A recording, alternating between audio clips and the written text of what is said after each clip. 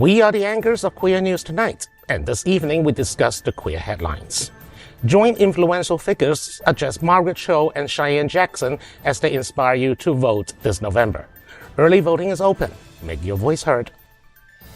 A survey shows college applicants, especially LGBTQ students, are rejecting universities based on state political climates, particularly avoiding Texas and Florida for safety concerns. Brooklyn's Maple Street Garden hosted Hot to Rot, where Jewish drag queens celebrated Sukkot, raising $2,000 for mutual aid, housing justice, and refugee support. The event drew attention to the intersection of LGBTQ, Israel, and Palestine. Tourmaline's upcoming biography, Marsha, The Joy and Defiance of Marsha P. Johnson, explores the life, activism, and legacy of queer icon Marsha P. Johnson. The Miami Book Fair, set to take place from November 17th to the 24th, will feature more than 500 global authors, workshops, and the annual street fair, promoting an inclusive literary experience for all. Good evening. Welcome to Queer News Tonight. This is the world's first and only LGBTQ daily evening television news, broadcasting live and available on demand on your favorite streaming channels. We are proud to announce that YouTube has recognized Queer News Tonight, certified by analytics company vidIQ, and we now have more than 10 million views on the daily live queer news show in the world. We are proud that we have more than 1,000 new subscribers in October, and that Queer News Tonight has more YouTube subscribers than any other LGBTQ brand in Florida. Over 500,000 of you have watched the show in the last 60 days. We thank you for watching and supporting our voice in our community. It is Tuesday, October 29th, 2024. We are live and literally out of the closet and into the headlines. So many of your important stories we are going to tell this evening on Queer News Tonight.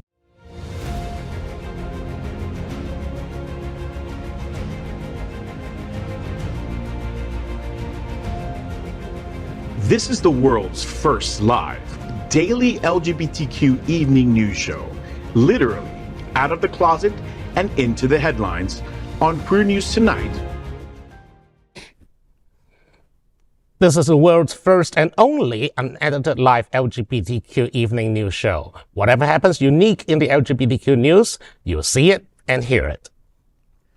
Hotspots Magazine, Happening Out Television Network, is a nonprofit 501c3 media company in the same model of PBS and NPR, but designed for the LGBTQ community.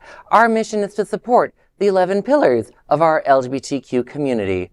We want to inform and educate the key issues of lesbian, trans, Latino, Black, healthcare, seniors, students, faith, social justice, businesses, and queer culture. Help us support our community. We are part of one of the largest LGBTQ nonprofit media companies in America, Hotspots Magazine and Happening Out Television Network. In 2025, our magazine is celebrating 40 years of the LGBTQ experience, and our television news, talk, and entertainment shows support our mission to educate the LGBTQ and broader community. All right, and welcome everyone. Let's meet tonight's anchors at Queer News Tonight. Let's welcome Alex Morash. Alex has written for The Advocates and served as editor-in-chief of Options magazine. He has also served as media director of the National LGBTQ Task Force and press secretary for the Florida Democratic Party. Alex, you have a guest column published at Options magazine today. Your old company, so to speak, about the presidential election and what it means for LGBTQ people. Tell us all about it. Yes, Options, every now and then they ask me to write a column again, because I used to write a column called Chatter in Class. And then, I was reflecting on, what did this election mean for us? And I came up with thinking about, the title is, Trump must be stopped, Harris must be resisted, a Harris voter's warning to LGBTQ voters. Because something that I've noticed the past couple months is a lot of the rhetoric we've been seeing from Harris has been more concerning. That doesn't mean, vote for Donald Trump or do that. I say very specifically in the piece, I voted for Kamala, but the next 4 years, you're probably going to have to be much more active in pushing back on her administration. To me, the thing that really created this article to begin with, the big issue, was her recent comments on NBC News when asked about trans youth. she dodged the question, and I was just really struck by that. And then I was reading in the Advocate magazine that, there's been multiple U.S. Senate candidates that are Democrats that have been moving away from trans people. In fact, the Democratic nominee from Texas, on October 11th, National Coming Out Day, he put up an ad saying, I don't support boys and girls sports. And HRC, who would endorse him, even had to come up and say, what are you talking about? This goes against your record. Please clarify. And it's been really horrifying. Yes, I want her to defeat Trump, but I'm just so afraid of what the next 4 years are going to look like. Well, who do you think she's going to have in her administration that will be able to guide her? Do you have any idea? Unfortunately, she says she'd like to put in Republicans and she'd be going on tour with Liz Cheney. So I'm very concerned with who's going to put up. And that's why I'm very happy that people like AOC and Elizabeth Warren have already been starting to push back on we're going to be much more aggressive on who we appoint. Now, if people want to read this article, they can go to optionsri.org, and then they can even go onto the website and fill out a form to tell me why they think I'm wrong. Well, the countdown is on. Let's welcome Corey Billions. Corey is a proud LGBTQ plus community member from West Palm Beach. He has served as a pharmacy technician for 10 years. Welcome, Corey. Hello. It's Scorpio season, so when you see one, kiss them on the cheek. Oh. And now let's welcome Gregg Shapiro, an inductee into the Chicago LGBT Hall of Fame. Gregg is the author of 2 short story collections and 7 books of poetry. He is an entertainment journalist whose celebrity interviews and reviews run in a variety of print and online publications. Welcome, Gregg. Hello. And please be sure to read my interview with Cyndi Lauper, which will be in this week's issue of Out South Florida. Oh, nice. And of course, this right here, this feller, this is tonight's lead anchor, Dr. Bobby Huen. He is a certified civil and family mediator and a founder of BH Conflict Resolution Services. From Hong Kong, and having grown up across the world, he can offer a queer, global perspective on current events. Welcome, Bobby. Thanks, Gregg.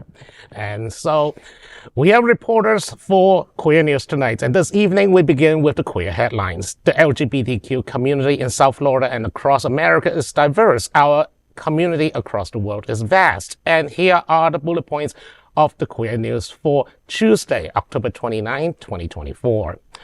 First, this evening, let's queer up the USA view. Huge number of celebrities join Equality for All campaign.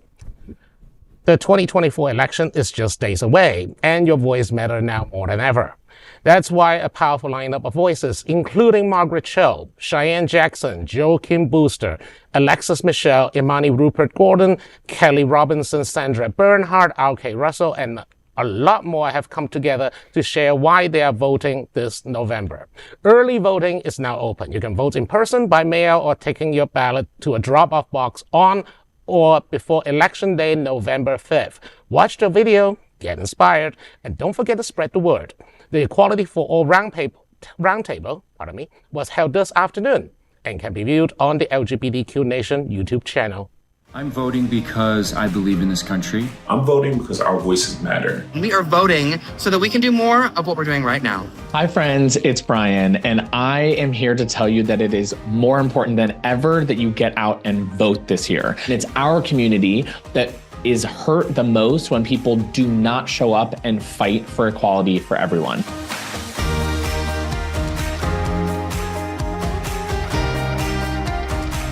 I'm voting because voting is the most powerful tool we have to protect our rights, to protect our future, and to protect democracy.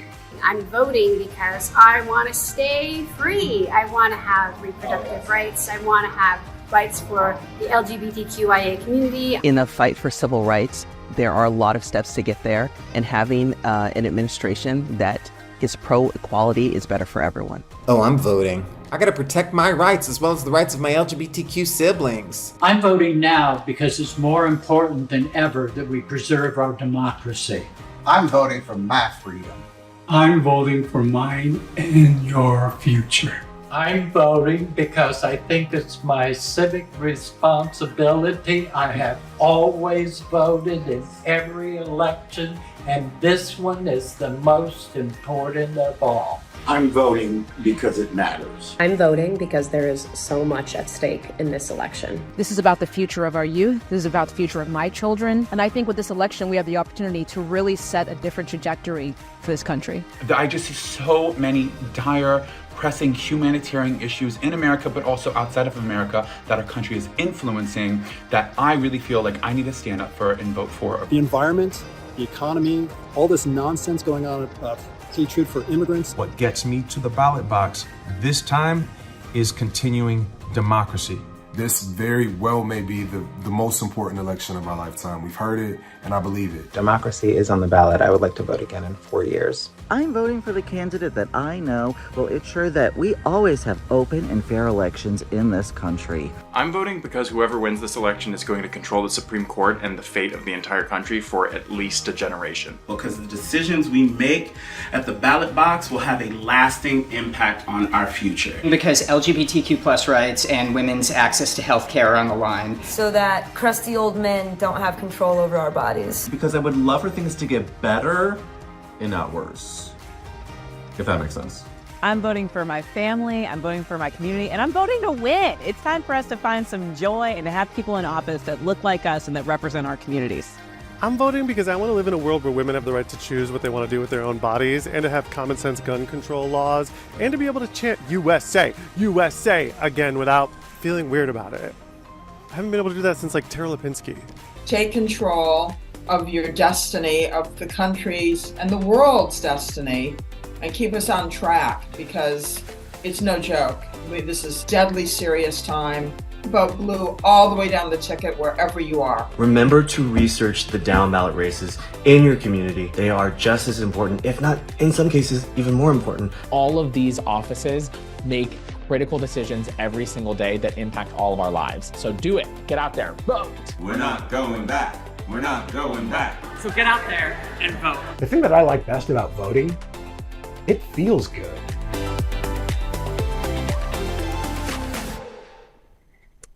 Very inspiring video. Thank you very much for every celebrity there and official participated. But I want to just put it out there. Aside from these people who are at the round table today, recently we also, especially after the disastrous, Nazi rally 1939, the sequel, we have now more endorsement coming in for Kamala from every Puerto Rican celebrity that ever existed. Except apparently Nikki J or whatever, the one that Trump is taking for a girl. Yeah. God, yeah. And more importantly, go vote and vote for the side that promotes democracy, freedom, and not the side that promotes hate and homophobia and transphobia, please. And xenophobia, and so many phobias. I can appreciate how many like gay and trans bills are on the ballots now or in different states with different cities, because you don't really see that so frequent and in abundance. So there's like trans rights is like gay. It's like gay marriage back in 2004. You have people. I mean, I know that I'm an old person now, but back in 2004, red states put up a whole bunch of anti-LGBTQ measures, including gay marriage bans as state constitutional amendments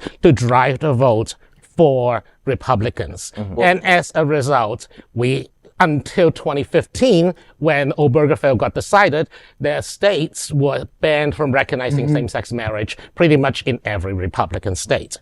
Now, the trans issues on the ballot, or rather, they're using trans issue as the boogeyman. That's the bait. To say this Democratic candidate loves trans people. He's going to send boys into girls' bathroom and vice versa. Have you seen a trans guy lately? If you look at a trans guy, if they don't tell you he's a trans guy, you can tell he's a trans guy. He would look like a man walking into a women's bathroom. Well, whether you think you can figure out what if someone's trans or not.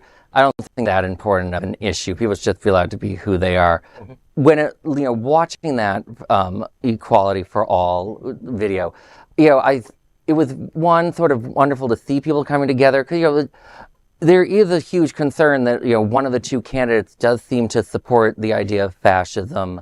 One of his associates, Michael Flynn, when asked did they support executing his political opponents, he didn't answer the question. He just said if we win, we're going to unleash the gates of hell. So viewers can make up their own mind on that. At least one speaker said that we will slaughter them all. Yeah, it's scary stuff. But that being said, I'm glad that you brought up marriage equality, because what we're seeing from both parties on trans rights right now is also what we saw from both parties on marriage equality. And something that I'm a little concerned with these sorts of campaigns from LGBTQ rights groups is, are you going to hold both parties and politicians of all stripes accountable? Because that really needs to be your job. So yes, vote for who you think is best. Rumor has it one candidate's really crazy versus the other, but when it comes to our system as a whole, really ask these organizations for gay rights and queer rights, are you going to actually hold these candidates accountable, or are you just going to hang out at their victory party? No, let's not forget about the local elections, the sheriffs, Down ballot, judges. Yeah. There's a lot of different other very, very laws important as well. and orders in place right now for the voting. Right. I don't know if Hotspots magazine put out an election for sure, but South Florida Gay News did a very good Out South Florida. Out South Florida. So I get that they're wrong because they changed, but they did a very good our little list of how to vote on. They talked about the judge issue, the ballot amendments. It's a really great voter information packet. And there's also local national organization to put up voting guides. You can consult HRC. If you're confused, Force, often Democrats. Plenty of places online. And there are so many resources available for you to go out and vote. Vote like this. Vote. If you don't vote now, you might not be able to vote from now on. Right. The end. They're going to take your voting rights away. Right. Well, next up, let's queer up students and youth. Bad news for Florida colleges, as 25% of college applicants are rejecting states with bad politics. In a recent survey from the Art and Science Group, reveals that college applicants are increasingly ruling out universities based on the political climate in the states in which they reside. The LGBTQ students are especially vigilant. Over a quarter of applicants, 28%, admitted, according to the survey, quote, exclude schools solely based on political considerations in the state where the institution is located, end quote. Texas particularly stands out as the most rejected state, with both liberal and moderate students dismissing it. The survey indicates that student decisions often align with their political affiliations. Conservative students are more inclined to rule out states like New York and California, while liberal students are likely to exclude Florida, Arkansas, and Tennessee. Moderates also showed a tendency to avoid California, Florida, and New York. However, queer students specifically demonstrated a greater likelihood of excluding schools in states like Florida due to the political context of their locations. Florida has recently been criticized for its anti-LGBTQ legislation and other controversial policies proposed and passed by Republican Governor Ron DeSantis. Rebecca, a 17-year-old transgender girl from New Jersey, expressed her concerns to The Advocate magazine regarding the impact of anti-LGBTQ laws on her college search. She explained her options. She said, quote, it's been really interesting to see how my peers go about this college finding process, because they don't really have to think about their safety as much, end quote. This was, I think, a very interesting article on a few different levels. When I first read this article, I was like, I need to go check a fact to figure out, because there's been this talk about eventually the number of college-age students in this country is going to decline. I double-checked. The Hill reported in January, 2025 is when you're going to start seeing the number of college-age students decline. And it's not going to come back till 2037. So the fact that students are making college decisions based on something like this should be a huge wake-up call to the institutions and the state leaders that have college students. Now, the other fun, interesting fact or question for me is there's been a lot of like discussion about young male voters and are they all turning far right. And if that's true, we would be able to see that in college enrollments in states like Florida and Texas, where like normally overall, there are actually more young women in school than men. Yeah. But a place like Texas or Florida, if this is true, and if these boys are so conservative, you'll start seeing those schools have a lot more boys all of a sudden. So like, it's a fun, weird fact, but like in reality, like it's also a really scary issue that needs to be tackled by elected leaders. When dinosaurs roamed the earth, that is when I went to college, I was actually very cognizant of which state and areas that I'm, and this is like in the 90s when gay rights wasn't as big of a thing as it is now. But I was still looking out for my safety. I chose Boston for a reason. I chose Boston University, my alma mater. Shout out to AOC. Right. I believe it. Very similar. And since I was going to college in the early 80s, long before you were going to college, when I was applying to college, this wasn't really something that I thought about. However, when I attended college in Boston, Emerson College, in the early 1980s, as a young gay man, an out gay man, was definitely the best decision I could have made because Boston is known for being liberal and open. And I mean, the state of Massachusetts is known for that. So I can see how that now affects decision making. Florida's the Wild Wild West. I could believe these numbers. The youth is more in tune, they're more understanding, they're more aware and self-conscious of the world and what's going on. So Florida is not a fun place on paper.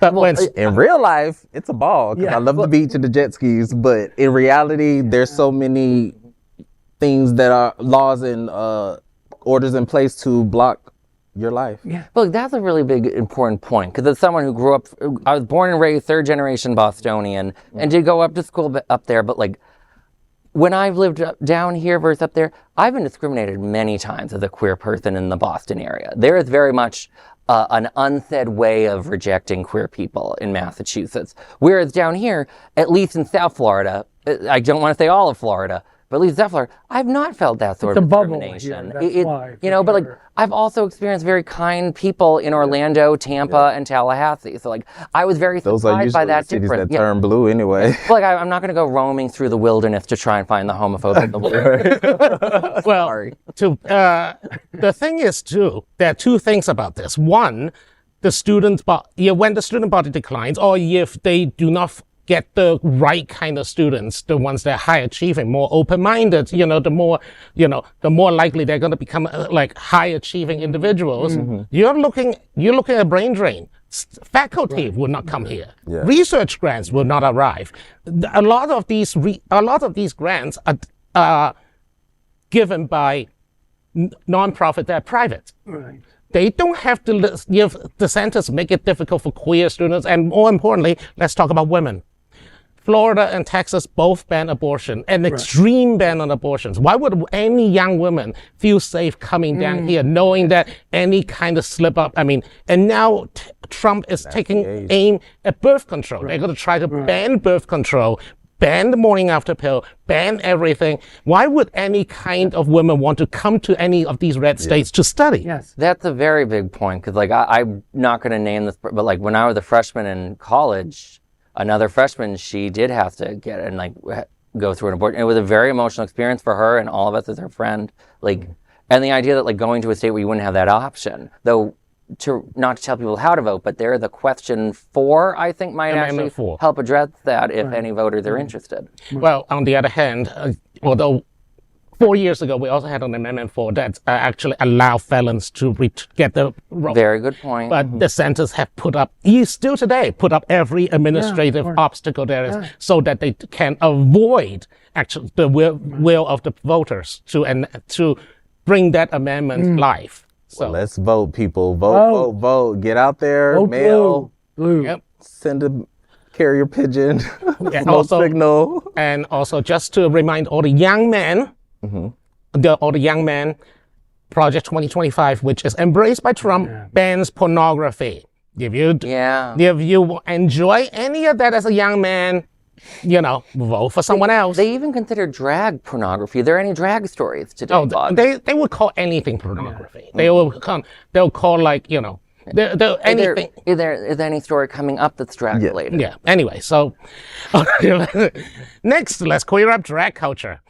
Brooklyn Jewish drag queens are raising money for Gaza refugees. A unique celebration of Sukkot unfolded in Brooklyn's Maple Street's community garden, where Full Moon Drag, a troupe of Jewish drag artists, constructed a sukkah adorned with poppies, keffiyehs, and a Free Palestine banner.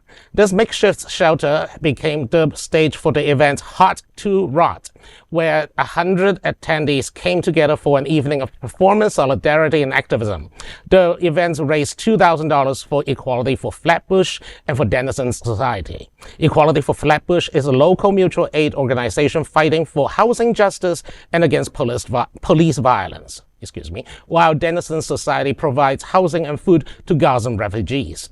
Opening the night was Harsh Bay, played by Ariel, who performed Lady Gaga's Come to Mama, symbolically welcoming ancestors and the audience into a Jewish community. Reflecting on the troupe's identity, Ariel added, quote, "The way I see it, proud anti-Zionist queer Jews like us represent a spaces that Jewish left is craving and actively creating," end quote. This event was a celebration of what it means to build a Jewish community centered on justice. At sunset, the troupe and attendees disassembled the sukkah together, ending the event as a united group in Crown Heights. And in this turmoil in the Middle East, this is probably one of the it's a tiny piece of good news, but good news nonetheless. Yeah. Although I have to wonder, it does sound fascinating, but I have to wonder, $2,000, not sneezing at any amount, but $2,000 seems like a low amount of money raised. So you have to wonder if there were people who just actively avoided it or who just didn't contribute. Well, this is why I pull my dollars out and I tip the drag queens, and we should continue to tip them because you never know where these dollars are going. Mm-hmm. This is a positive event. They're not murdering and assassinating presidents. They are handling business, being thoughtful, being mindful, giving back to people in different countries, let alone in front of you. You never know what this dollar could save another drag queen or another trans or another gay, lesbian. It helps. Tip them. I think it was really wonderful both for this group to do this, but also, I will actually praise both Hotspots News and I believe it was The Advocate or The Out magazine, same company, but they did this original story. And it's nice to see queer media be open to doing these sorts of articles because so much of mainstream media has been a little hostile towards reporting on both the sheer number of Jewish activists that have been coming out to be anti-war and calling out the Israeli government, but also just any discussion on Palestinians as human beings and trying to humanize them. Like, it's considered taboo in some circles to humanize Palestinians, which is just absolutely mind-boggling to me. It's a very tightrope to walk as for anyone, any kind of known person in the media. You say something pro-Gaza, there's going to, especially as a politician, AIPAC is coming to you like a herd of elephants. Cancel. Right. On the other hand, if you say anything pro-Israel, or especially pro-Zionist, you get the backlash from the other side. Cancel. So a lot of celebrities, a lot of people who are well known for their political opinions just stop saying anything. It's not an equal thing. I know, it's not an equal thing. No offense to the Israeli people, but they have more than enough weapons to do whatever they want to the people of Gaza, and sadly they are. Whereas the people of Gaza are not it's a very huge power imbalance. So it's like one group, the issue with the money, with the aid, the scary thing is we're not even sure if aid can get into Gaza. The U.S. administration, the White House has been very aggressive trying to stop, they've not wanted to stop giving Israel arms, but they might have to over just how hard it is to get humanitarian aid into Gaza. There's a horrifying story that came out, I think yesterday or today, that Israeli-American businessman is testing this technology of rounding up all the Palestinians and put them in enclosures, then use AI to decide if they're armed or not, and using Blackwater, or now known as something else, but Blackwater, the mercenary company, to essentially just shoot them if they even suspect them to be terrorists. And AI has been so good for the city of New York when they started AI scanning if people have a gun, that they got 130 people, and none of them actually had guns. AI is always Technology. Great. But, the one other point I'll make on this, people also should really understand, with this Jewish group, When you actually look at who in this country gets arrested for protesting for Palestinians, it's mostly Black, Muslim, and Jewish. Those are the three groups of people that are overwhelmingly arrested in this country on this. And people need to start understanding that issue. Exactly. Next, let's queer up the USA View. Historic biography on Marsha P. Johnson is coming to bookstores. Celebrated artist and scholar Tourmaline is set to release a landmark biography on Marsha P. Johnson, a trailblazer of queer liberation and an iconic figure in the Stonewall Uprising. Titled Marsha, The Joy and Defiance of Marsha P. Johnson, the book will be the first full-length exploration of Johnson's life, her activism, artistry, and resilience. Talking about the book, Tourmaline said, Marsha's been a guiding force of my life and work for so many years. Sharing that with the world is the deepest honor. The biography builds on years of research compiling film, photography, and press clippings that showcase Johnson's powerful legacy. A pivotal yet often misunderstood figure, Johnson was, according to Tourmaline, a true cultural innovator on a massive scale. She described how Johnson's strength shone in her defiance of social norms, whether on stage with the Cockettes, Angels of Light group, or resisting police at Stonewall. Tourmaline explained the subtitle of the book, Joy and Defiance. She also explained that the subtitle of the book, Joy and Defiance, reflects Johnson's powerful outlook. Marsha was one of the first, if not the first person to physically resist the police that night. In Joy lies your greatest clarity about how to navigate a big problem. She knew she deserved to be fully alive at any given moment, and she lived in such defiance to the norms and forms. You can't separate that from her beauty. Marsha, The Joy and Defiance of Marsha P. Johnson, will be published by Tiny Reparations Books and is set to hit shelves on May 20th, 2025, offering a deeper look at one of queer history's most influential figures. In a time when bans on queer books are increasingly prominent, this book and Marsha's life story are sure to reinvigorate queer culture. Thank you, Tourmaline. Yeah. We need more eyes, more views, and more understanding. Like, I feel like a lot of it is misunderstanding or speculation from one person instead of getting to know the gay culture, the trans people, like why people like to do drag, why I like to watch drag. So I can appreciate someone shine. Again, another positive story is what I like to see and hear. Thank you, Queer News Tonight.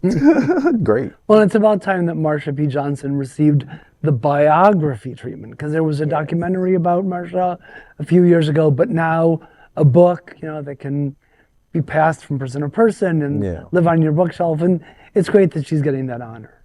And it's nice because it was described as not just interviewing other people talking about her, but actual press clips, footage of her own actual words, because often, I'll hear all the different stories that people sort of post on to her. And then I'll actually read what people say that she stated. And it's just a different person often. And I'm like, I want to know who Martha was, not what everyone else wants her to be. Like, but what was she like? Like, for instance, it's asserted that in a radio interview, she said she did not throw the first brick at Stonewall. Now, others claim she climbed up the building and got something off the building and smashed it down on a police car. So I think it's cooler than a brick. But I want to hear what she said actually happened, not what everyone else claims is what she did. No, I mean, I agree. And also, this is a mess. I mean, her story, her glorious story, is why I'm so pissed off by the pick-me gays, the ones that who are advocating dropping the T from LGBTQ movement, the ones that who are like, black and trans people were not at a Stonewall riot. Bitch, she's right there. Well, also a lot of that is like right-wing claims that they're the group. Like they'll literally, the right wing will pay to prop up a group like that. There's also certain types of allegedly anti-choice women's groups, and then you get into it's like, it's a bunch of right-wing billionaires secretly backing it, and it's not anything. Outside agitators. Next, let's queer up South Florida and Florida. One of America's great book fairs is returning to Miami, including LGBTQ themes. Celebrate books and their writers and enjoy a vibrant weekend street fair for all ages at the Miami Book Fair, November 17th to 24th. Join authors for captivating readings, engaging panels, and autograph signings. Children's Alley brings beloved characters to life through mesmerizing storytelling sessions, hands-on activities, and more. Don't miss a special performance by the Rock Bottom Remainders at Off the Shelf. Ignite your passion for books in downtown Miami. Get your tickets now at miamibookfair.com. The Miami Book Fair returns this November for its 41st edition, transforming downtown Miami into a hub for literary enthusiasts and curious readers of all backgrounds. Scheduled from November 17th to the 24th, this year's fair brings together more than 500 authors from around the globe, making it one of the most diverse book gatherings in the United States. The fair highlights an inclusive literary experience featuring discussions, readings, and workshops in multiple languages, such as English, Spanish, and Haitian Creole.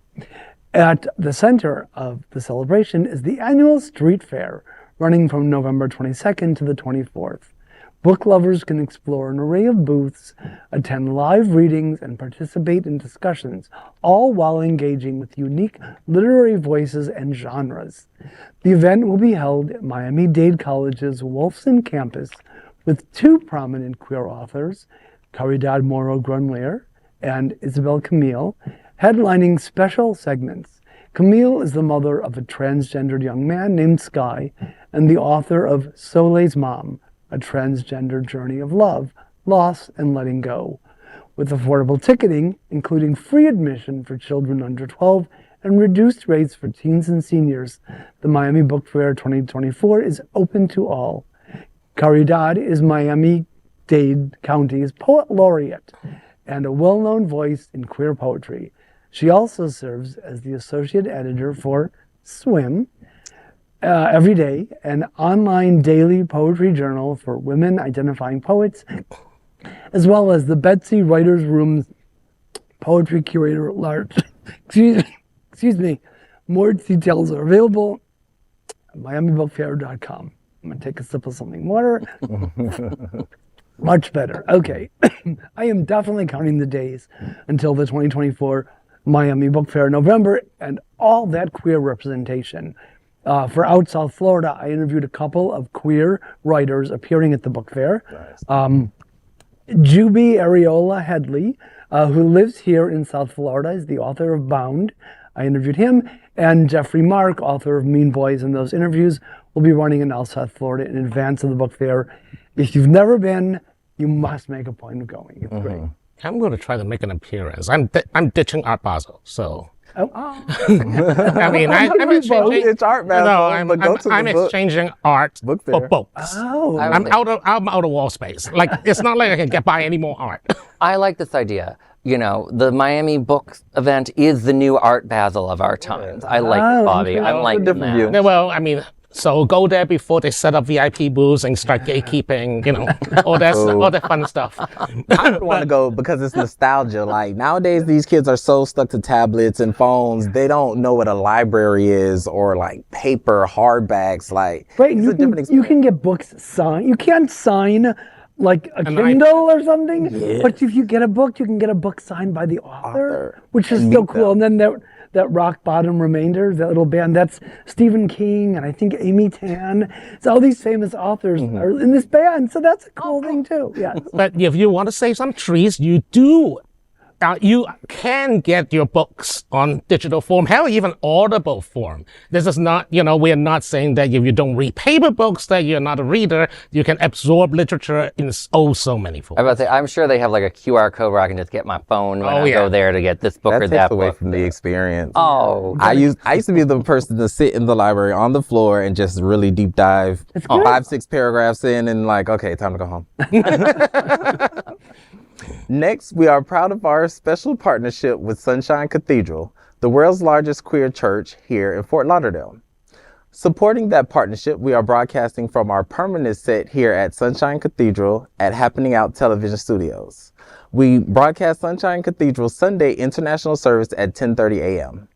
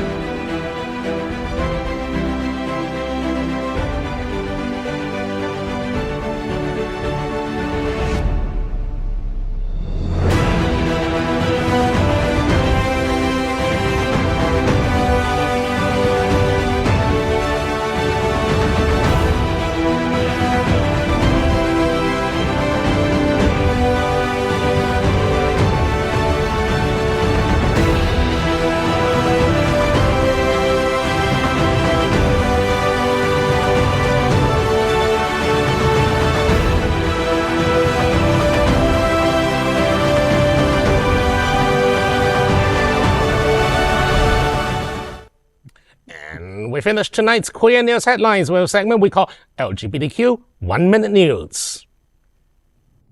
LGBTQ 1 Minute News, let's queer up entertainment. Here is the update of all the LGBTQ queerest characters of the MCU. The Marvel Cinematic Universe, MCU, and Disney had been slow in introducing queer characters, but in recent years have shown great progress. Initially, queer representation in Marvel came via Netflix's Daredevil, with lawyer Jerry Haggis, who was played as a lesbian. In 2019's Avengers Endgame, director Joe Russo briefly portrayed a gay man, grappling with loss post-snap. Tessa Thompson's Valkyrie was the MCU's first openly queer superhero, with her bisexuality highlighted in Thor's Love and Thunder. Meanwhile, Valkyrie's rocky friend, Korg, found a male partner portraying queer alien love. Marvel's 2021 Eternals included Phastos in the first gay superhero with a family, and in Doctor Strange in the Multiverse of Madness, America Chavez brought a teen hero with lesbian mothers into the universe, albeit subtly. More inclusion depictions appear on Disney Plus, with Io and her partner Anika in Black Panther sequels, and brand new was this month's reveal of the bisexual Wiccan in Agatha All Along, played by out actor Joe Locke. And how can we forget the pansexuality of Ryan Reynolds' Deadpool? For what it's worth, growing queer inclusivity in MCU signals Marvel and Disney enjoying evolving commitment to diversity. It has been nice because, I tend to find Disney's concepts of diversity and representation what, an old white straight racist would consider slightly diversity and, Slightly one note, here's your token. Yeah. But that being said, to get more into the nitty-gritty, I am obsessed with Agatha All Along. It is the best show I have seen in a long time out of Disney. I am having way too much fun with it. Teen or Wiccan is amazing, all of them. And Patti LuPone, I love her. She's funny. Saying. And also, don't bear in mind that Joe Locke is also on the other queer show, Heartstoppers, that has gone Twitter into a frenzy. It went crazy. I think that was on Netflix. Yes. Yes. Yeah. Oh my God. Just had a new season, I believe. Yes, just finished the last season. They caught up with the books now, so it's going to be a while. MCU is a 3-letter acronym that stands for Makes This Critic Unhappy. And what is your complaint? I'm done. I don't blame you. That's right. DC all day. Oh, Lord. LGBTQ 1 Minute News. Let's queer up drag culture. Here's the top money-earning rankings of RuPaul queens on Drag Race. Over the years, RuPaul's Drag Race has become more than a stage for fierce queens. It's a goldmine for top competitors. With increasing cash tips and substantial prizes, contestants are not just winning crowns, but also amassing fortunes. Originally, queens took home $100,000, a prize that first appeared in season 4. But recent seasons have seen the prize grow to even larger sums. Topping the list of high earners is Jinx Monsoon with $332,500. Alyssa and Jimbo tie at $230,000, followed by Sasha Colby at $222,000, Nymphia Wynn $218,250, Willow Pill $159,500, and Shea Coulee at $150,000. Raha at $135,000, Trinity the Tuck $130,000, and Alaska Thunderfuck at $130,000. With new seasons lined up, fans can expect these numbers to keep climbing as queens cash in on their charisma, uniqueness, nerve, and talent. Industry insiders estimate paydays for these top winners are dramatically higher than prize money. Trixie Mattel, for example, is estimated to be the highest paid Ru queen with a net worth of more than $10 million. First of all, being drag is not, being in the drag business is not cheap. It's not. The clothes, the costume, the makeup, the wigs, yes. $100,000+ would disappear in a blink of an eye like that. I mean, especially when you need essentially new outfits for every show you go to. It is good that they're paying at least contestants different prizes, but there has been a long history of critiques of not paying the queens all the cast for their actual work of being on camera, and the fact that these are long days. They're locked up in a motel. They're not supposed to tell anyone. They're not even really allowed to hang out in the pool together. They can't have the internet, and they're not always given the best wage. So if you don't win these prizes, you don't really get that much. And I think it's a good start, but it's but it's still paid work on TV. That's Yeah. it. You It's the put the effort and you win. That's right. Hard work and hairspray really pays off for these queens. I mean, I call it the NFL theory that you start at the very bottom because you're high school football, college football, you're not getting paid jack, and then only if you blow up do you get the millions and millions because you got drafted. But you don't really queens are like that, and working as queens are like that. Can I just say, I think a football player has it easier compared to a girl in a tight tuck. Probably. 100% concussion rate. LGBTQ 1 minute news. Let's queer up sports. Touchdown. As outgay NFL agent represents players and blazes a trail in a masculine world. Joaquin McCoy, a powerhouse attorney and sports agent, is making waves in the sports world as one of Outsport's Power 100 honorees. With over 30 years of legal experience, McCoy's career highlights include litigating against Fortune 500 giants like Apple and AT&T, and successfully defending same-sex marriage in California in 2008, paving the way for its brief legalization through his own Genuine Sports group launched in 2012. McCoy has connected many LGBTQ athletes with professional teams, helping them navigate their careers. McCoy at the forefront, queer inclusivity in sports continues to grow and becomes a unique example that we are everywhere, even in the most masculine of businesses and sports circles. Love a gay that's not afraid to get out there and sweat. It's not me, but we need people. It's always nice to have someone to navigate the business, especially the not so norm. We're usually a stylist or a backup dancer or a lot of these. And we're also smart, elevated people in the world as well. They're executives and business owners as well. We're not limited. But I like that. I hope this gentleman actually would discipline the players when their players, tweet out something homophobic or transphobic. Or, for example, wearing a certain MAGA hat and jumping from cameras like Balsa did the other day. But it was a nice story to hear someone not only do sports, which is something like I know nothing about half the time, but they're also able to do all sorts of work for the community. That was really nice. Versatile. LGBTQ 1 minute news. Let's queer up entertainment. Director Ridley Scott's reaction to Pedro Pascal and Paul Mescal kiss in new Gladiator.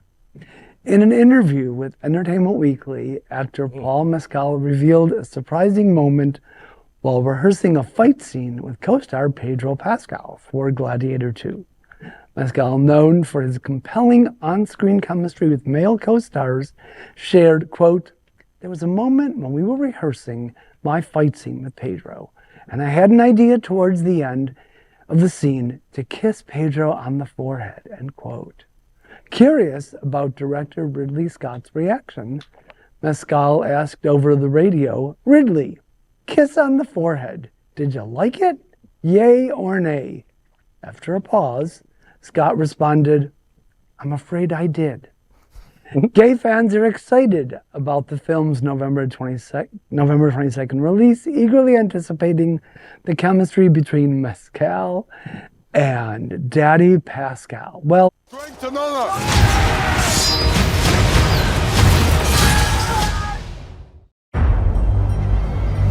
it is an art choosing gladiators. They're usually prisoners of war. I claim this city for the glory of Rome. You have something in you. Rage. Never let it go. It will carry you to greatness. I own you now. But whose head could I give you to satisfy your fury? The general will do. Rome has taken everything from me. But I will have my vengeance. There is plenty of pain waiting for you in the next life. I don't know why you are so greedy for it in this one. Your Majesties. This is your gladiator. It is. I have the trust of the emperors. It will clear my path to the throne. You will be my instrument. I will never be your instrument in this life or the next. Lucius, take your father's strength. His name was Maximus, and I see him in you. Most fighters won't survive. You must help him. Strength among us! I don't fight for power. I fight the free road for men like them. Your name will be forgotten! To restore order, I must have power. Everything is forgotten in time. Empires fall, so do emperors. This is war! Real war! The odds are against you. The odds are always against me. Ready to round!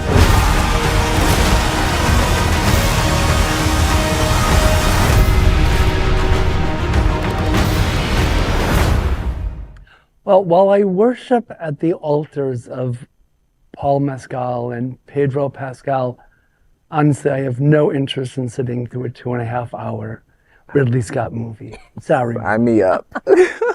Daddy Pascal. Is it bad that I want to put the Mandalorian helmet on him and just tell him, take me to the moon? I love it.